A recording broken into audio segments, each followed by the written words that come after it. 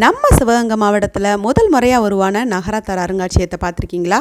நம்ம இப்போ தான் பார்க்க போகிறோம். வாங்க அருங்காட்சியகத்தை சுற்றி பார்த்துட்டு வந்துடலாம். சிவகங்கை மாவட்டத்தில் பிள்ளையார்பட்டி பக்கத்தில் அமைஞ்சிருக்கிற ஊர் தான் நகர வைரவன்பட்டி. நகரத்தார் சமூகத்துக்காக முதல் முறையாக அமைக்கப்பட்ட அருங்காட்சியகம் செட்டிநாட்டுடைய கலைநயமிக்க பாரம்பரிய பொருட்கள் இடம்பெற்றிருக்கு. கடந்த 2019 இறுதியில் பூமி பூஜை நடைபெற்று வாசல் வைக்கும் விழா 2020 அன்று இருந்த சிவகங்கை மாவட்ட ஆட்சித்தலைவர் திரு ஜெயகாந்தன் அவர்கள் தலைமையில் நடைபெற்றிருக்கு. கடந்த 2022 மே 8ஆம் தேதி சுமார் 4000 சதுரடியில் இந்த அருங்காட்சியகம் திறக்கப்பட்டிருக்குங்க. ஆமாம், அதை உருவாக்கி இருக்கிறவங்க யாருன்னு கேட்குறீங்களா? அதையும் சொல்லிடுவோம். இந்த அருங்காட்சியகத்தை திரு SL சுந்தரம் செட்டியார், திருமதி வள்ளியம்மை ஆச்சி அவர்களின் மகன் உயர் திரு SLS பழனியப்பன் அவர்களுடைய துணைவியார் திருமதி மாலதி அவர்கள், மகன் சாத்தப்பன், கண்டவராயம்பட்டியை பூர்வீகமாக கொண்ட இவங்க இது போன்ற நகரத்தார் அருங்காட்சியகத்தை திறக்கிறதுல மிகவும் முனைப்போடு செயல்பட்டு அனைத்து விதமான நகரத்தார்கள் பயன்படுத்தக்கூடிய கலைநயம் மிக்க பாரம்பரிய அருங்காட்சியகத்தை உருவாக்கியிருக்காங்க. சோழ நாட்டின் காவிரி பூம்பட்டினத்தை பூர்வீகமாக கொண்ட நகரத்தார்கள் பாண்டிய நாட்டில் குடியேறினாங்கன்னும் இப்போ அவங்க 76 ஊர்களில் இருக்கிறதாகவும், நம்ம சிவகங்கை மாவட்டத்தில் 56 ஊர்கள்லையும் புதுக்கோட்டை மாவட்டத்தில் 20 ஊர்கள்லையும் இருக்கிறதா தகவல் இருக்குது.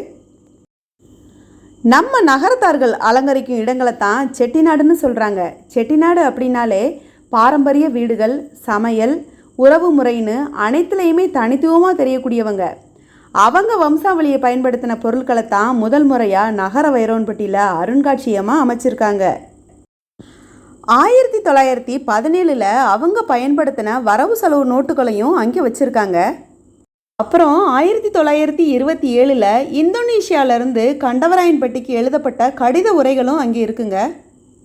அதுக்கப்புறம் பார்த்திங்கன்னா 1937 அடமான கடன் பத்திரங்கள், நிலப்பத்திரங்கள்னு நிறையவே பார்த்திங்க அங்கே வைக்கப்பட்டிருக்கு. முக்கியமாக ஒன்று சொல்லணுங்க, ஆங்கிலேயர் ஆட்சி காலத்தில் லண்டனில் அச்சிடப்பட்ட இந்தியன் ரயில்வேயால் 1938 வெளியிடப்பட்ட ஹேண்ட் புக் ஆஃப் இந்தியா புத்தகம் இங்கே இடம்பெற்றிருக்கு. அதுவும் தனி சிறப்பு தான். 1945 மற்றும் 46, 48ஆம் ஆண்டு ரூபாய் 10 மற்றும் 15 மதிப்பு கொண்ட முத்திரை தாள்களும் அங்கே இடம்பெற்றிருக்கிறது அதை விட சிறப்பு. இங்கே பழமையான ஓலைச்சுவடிகள், எழுத்தாணிகள், முதன் முறையாக தனிநபருக்காக 1948 வெளியிடப்பட்ட காந்தியடிகள் தபால் தலையும் வச்சுருக்காங்க. 1949 1952 வரையும் இலங்கையில் உள்ள தபால் கார்டுகளும் அங்கே வச்சுருக்காங்க. 1947ஆம் ஆண்டு உள்ள அரையணா தபால் அட்டையும் அங்கே இடம்பெற்றிருக்கு. 1954 இலங்கையில் நடந்த குதிரை பந்தய சீட்டும் அங்கே வச்சுருக்காங்க. 1954 வெளிநாட்டிலிருந்து வந்த பார்சலோட ரசீதும் அங்கே வைக்கப்பட்டிருக்குங்க. திருமண முறைகள் பற்றிய புகைப்படங்கள், பழங்கால பத்திரிகைகள், மண்பாண்டங்கள், கல் உரல்கள்னு ஏகப்பட்டது இருக்குங்க. இது மட்டும் இல்லைங்க, சாணத்தால் செய்யப்பட்ட யானை, மாட்டுக்கு நம்ம கழனி வைப்போம் இல்லையா, அது 9 மரங்களால் செய்யப்பட்ட கழநீர் வைக்கும் தொட்டி, இது எல்லாமே அங்கே இடம்பெற்றிருக்கு. அது மட்டும் இல்லாமல் Hong Kong, Australia, England, Japan, Sweden ஆகிய நாட்டு மங்குகள் மற்றும் பளிங்கு சாமான்களும் இடம்பெற்றிருக்குங்க. இதெல்லாம் சொல்லும் போதே உங்களுக்கு அருங்காட்சியகத்தை பார்க்கணுன்னு தோணியிருக்குமே. கண்டிப்பாக ஒரு தடவை வாங்க. ஆமாம், என்னங்க எல்லாமே இலங்கையிலேருந்து வந்த கடிதங்கிறீங்க, இலங்கையில் உள்ள குதிரை சீட்டுங்கிறீங்க, எப்படிங்க இது அப்படின்னு கேட்குறீங்களா? அதுவும் சொல்கிறேன் பாருங்களே. இந்த அருங்காட்சியகத்தை சிறப்பாக அமைச்சிருக்கிற திரு SLS பழனியப்பன் அவர்களோட தாத்தா, அப்பா, சித்தப்பான்னு எல்லாருமே இலங்கையில் இருந்ததாகவும், இங்கே இருக்கும் பொருட்கள் அனைத்தையும் 4 தலைமுறையாக சேகரித்ததுன்னு அதைத்தான் காட்சிப்படுத்தியிருக்கோன்னு ரொம்ப இயல்பாக சொல்கிறாங்கங்க. இன்னொரு முக்கியமான விஷயம் சொல்ல மறந்துட்டேன் பாருங்களே. புவிசார் குறியீடு பெற்ற கொட்டான்கள் 100 ஆண்டுகள் பழமையானதுங்க அங்கே இருக்குது. அது மட்டும் இல்லாமல் அஞ்சரை பெட்டி, பிரம்மாண்டமான இட்லி சட்டி, அண்டா, தூக்குச்சட்டி, ஜெர்மன் பாத்திரங்கள், ஜப்பான் கண்ணாடி பொருட்கள், பழமையான ஊறுகாய் ஜாடி, நகரத்தார்களுடைய சீர்வரிசை பொருட்கள், கைவினை பொருட்கள், இது மட்டும் இல்லாமல் பழமையான நாணயங்களும் எல்லா நாடுகளுடைய ரூபாய் நோட்டுகளும் இங்கே வச்சுருக்காங்க. இதெல்லாம் தாண்டி ஒரு முக்கியமான பதிவு கழுத்துரு. நகரத்தார்கள் திருமண பந்தத்தில் இடம்பெறும் கழுத்துரு. நம்மளுடைய திருமண பந்தத்தில் நம்ம திருமாங்கல்யோன்னு சொல்லுவோம் இல்லையா, அதை அவங்க கழுத்துருன்னு சொல்கிறாங்க. அதுவும் அங்கே வைக்கப்பட்டிருக்கு. கணவனும் மனைவியும் சேர்ந்து இல்லறத்தை ஊன்றுகோலாக கொண்டு ஒருவரை ஒருவர் விட்டு பிரியாமல் எதிர்வரும் தடைகளை எல்லாம் நீக்கி வாழ்வில் வெற்றி பெறுவோம்னு இந்த கழுத்துரு உடைய அம்சத்தை விளக்கி சொல்லியிருக்காங்க. மன்னரை முந்தியோர் எனும் நூலில் அந்த நூலுடைய அம்சமும் அங்கே வைக்கப்பட்டிருக்கு. இதையெல்லாம் தாண்டி இந்த அருங்காட்சியகத்தை உருவாக்கியிருக்கிற திரு SLS பழனியப்பன் மிகச்சிறந்த எழுத்தாளரும் கூட. எப்படி சொல்கிறேன்னு பார்க்குறீங்களா? அவங்க எழுதின புத்தகங்கள் எல்லாம் அருங்காட்சியகத்தில் காட்சிப்படுத்தப்பட்டிருக்கு. நான் அந்த புத்தகங்களை எல்லாம் எடுத்து பார்த்தேன். செட்டிநாட்டுடைய சுற்றுலா தலங்கள், சிவகங்கை மாவட்டத்தில் பிரசித்தி பெற்ற சுற்றுலா தலங்கள், திருத்தலங்கள் தான் ஒரு சுற்றுலா வழிகாட்டியாக எழுதியிருக்காங்க. 27 நட்சத்திரத்திற்கு உள்ள பைரவர் தலங்கள், பைரவரோட வழிபாட்டு பலன்கள் பற்றியும் எழுதியிருக்காங்க. நவக்கிரக தலங்கள், பலன்கள், பரிகாரங்கள்னு நிறைய எழுதியிருக்காங்கங்க. அது எல்லாமே அருங்காட்சியகத்தில் பார்வைக்கும் வைக்கப்பட்டிருக்கு.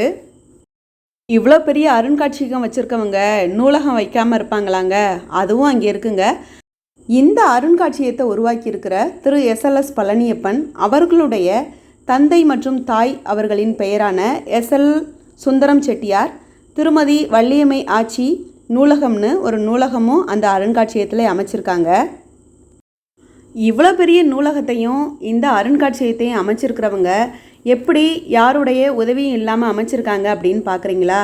அதுக்கு தாங்க அவங்க சொல்லியிருக்காங்க, இதை உருவாக்குறதுக்கு தனது மனைவி மாலதியும் மற்றும் மகன் சாத்தப்பன் என்ற விக்னேசனும் மிக உதவியாக இருந்ததாகவும் அவங்க சொல்லியிருக்காங்க. இன்றைக்கி இருக்கிற தலைமுறையில் மாணவர் செல்வங்களும் கல்லூரி மாணவர்களும் பார்க்கக்கூடிய ஒரு சிறந்த இடம்னு சொன்னால் இந்த அருங்காட்சியகத்தை நம்ம சொல்லலாம். சிவகங்கை மாவட்டத்தில் முதன்முறையாக உருவான இந்த அருங்காட்சியகத்தை நிறைய பள்ளி மாணவர்களும் கல்லூரி மாணவர்களும் வந்து பார்வையிட்டதாகவும் நம்மளுடைய சிவகங்கை மாவட்ட ஆட்சித்தலைவர் சென்ற மாதம் வந்து பார்வையிட்டு சென்றதாகவும் நம்ம அங்கே போயிருக்கும்போது தகவல் கொடுத்தாங்க. இந்த அருங்காட்சியகத்தை பார்க்கும்போது குழந்தைகளுக்கு சேமிப்புனா என்னங்கிறத கற்றுக் கொடுக்கறதுக்கு பெரிய ஒரு வாய்ப்பாக அமையும் அப்படின்னு நான் நினைக்கிறேன். சேமிப்பு அப்படிங்கிறது பணம் மட்டும் இல்லைங்க, பொருட்களும் கூட தான். இங்கே இருக்கிற பொருட்கள் எல்லாமே நம்ம முன்னோர்களுடைய நினைவுகளும் கூட தானே. அதனால் குழந்தைகளுக்கு இது பெரிய ஒரு எடுத்துக்காட்டாக கூட அமையும். என்னையை பொறுத்தளவு இது எடுத்துக்காட்டாகத்தான் இருந்துச்சு. ஏன்னா நாங்கள் இருக்கிற இந்த வம்சாவளியில் 4 தலைமுறையுடைய பொருட்கள் நாங்கள் சேமித்து வச்சுருக்கோமா அப்படின்னா அது எங்களுக்கே தெரியாது. ஆனால் இவங்க அந்த 4 தலைமுறையுடைய அனைத்து பொருட்களையும் சேகரித்து அதை ஒரு அருங்காட்சியகமாக உருவாக்கணும்னு அவங்களுடைய முனைப்போட வேலை பார்த்து இந்த அருங்காட்சியகத்தையும் உருவாக்கியிருக்காங்க. இங்கே இருக்கிற பொருட்களை எல்லாம் அவங்க பார்க்கும்போது அவங்களுடைய தந்தையாரும் அவங்களுடைய உறவினர்களும் அவங்களுடைய தொன்று தொட்டு வந்த அந்த வம்சாவளியையும் அது எல்லாமே அவங்க பார்க்குற மாதிரி தானங்க இருக்கும். ஆமாங்க, நம்ம ஒரு பொருளை பழைய காலத்தில் உள்ள பொருளை ஒன்றை எடுக்கும்போது இதோடைய கதை இது அப்படின்னு நம்மளுடைய பிள்ளைகள்கிட்ட சொல்லுவோம் இல்லையா? ஆனால் அதையே இவங்க இந்த ஊர் மக்களே தெரிஞ்சுக்கிற அளவுக்கு அவங்க வச்சுருக்காங்க. எவ்வளோ பெரிய விஷயம் பார்த்தீங்களா? நம்ம தெரிஞ்சுக்கிற அளவுக்கு ஒரு விஷயத்தை கொண்டு வந்து எல்லாருமே பார்க்கலாம் அப்படிங்கிற ஒரு பார்வைக்கு வச்சுருக்கும்போது அது எவ்வளோ பெரிய எடுத்துக்காட்டாக எல்லாருக்குமே அமையுது. இன்றைக்கி இருக்கிற மாணவர்களுக்கும் அது பெரிய எடுத்துக்காட்டாக இருக்குது. நான் போய் பார்க்கும்போது அனைத்து பொருட்களுமே ரொம்ப வியப்பாக இருந்துச்சு. இத்தனை ஆண்டு காலமாக இதை எப்படி அவங்க வச்சுருந்தாங்க அப்படிங்கிறது மிகவும் ஆச்சரியம்தான். ஒரு பெண்ணுக்கு சீர்வரிசை கொடுத்து இன்றைக்கி திருமணம் பண்ணால் என்ன தேவையான பொருட்களோ அந்த பொருட்கள் எல்லாமே அங்கே வச்சுருக்காங்க. சிவகங்கை மாவட்டத்தில் நகரத்தார்களுடைய பொருட்களை பார்க்குறதுக்கு இப்படிப்பட்ட அருங்காட்சியகத்தை உருவாக்கி கொடுத்த அவர்களுடைய குடும்பத்தாருக்கும் என்னுடைய நன்றிகளை தெரிவிச்சுக்கிறேன். கண்டிப்பாக விடுமுறை காலங்களில் பள்ளி மாணவர்களும் கல்லூரி மாணவர்களும் பார்க்கக்கூடிய ஒரு இடம், கண்டிப்பாக வர்ற சுற்றுலா பயணிகளும் பார்க்கக்கூடிய ஒரு இடம். வைரவன்பட்டி வைரவன் கோயிலுக்கு வரும்போது கண்டிப்பாக ஒரு முறை இதையும் விசிட் பண்ணுங்கள். ஆல்ரெடி நிறைய பேர் இங்கே வந்துக்கிட்டு இருக்கிறதாகவும் அவங்க நமக்கு தகவல் சொன்னாங்க. சுற்றுலா பயணிகள் வந்து இங்கே வந்து பார்வையிட்டுட்டு போகிறாங்க அப்படின்னு நமக்கு தகவல் சொன்னாங்க. காலையில் 9:30 மணியிலிருந்து மாலை 5 மணி வரைக்கும் இந்த அருங்காட்சியகம் திறந்து வைக்கப்பட்டிருக்கு. ஒரு நபருக்கு 25 ரூபாய் இந்த அருங்காட்சியகத்தை பார்க்குறதுக்கும் கட்டணமாக வசூல் பண்ணப்படுது.